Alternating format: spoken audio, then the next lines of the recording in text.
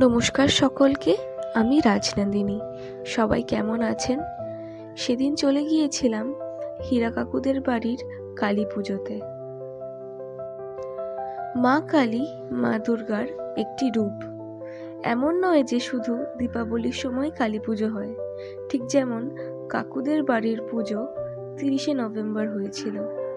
দেবী কালী তার ভক্তদের বিপদ থেকে রক্ষা করে আর তাদের সাহস দেন যাতে যুদ্ধে কোনো বাধা বিপত্তি না আসে।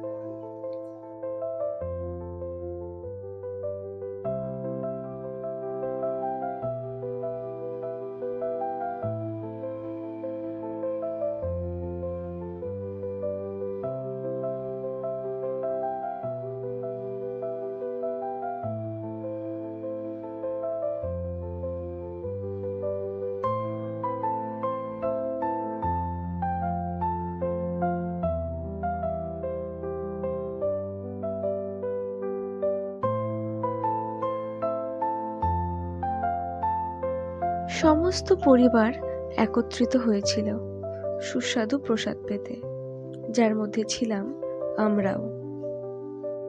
কালী পুজোয় এটি আবশ্যক খিচুড়ি, যা প্রথমে দেবীকে নিবেদন করা হয় এবং তারপর আমাদের সকলের মধ্যে প্রসাদ হিসেবে পরিবেশন করা হয়। খিচুড়ি তার নিখুঁত সঙ্গী খুঁজে পায় বাঁধাকপিতে। আসলো চাটনি, পায়েস, যা সর্বদা একটি মিষ্টি পথ শেষ পাতে পড়ল। আস্তে আস্তে বাড়ির উদ্দেশ্যে রওনা হলাম। আজকের ব্লগটা এই অবধি। সবাই সুস্থ থাকবেন, ভালো থাকবেন আর ভিডিওটা ভালো লেগে থাকবে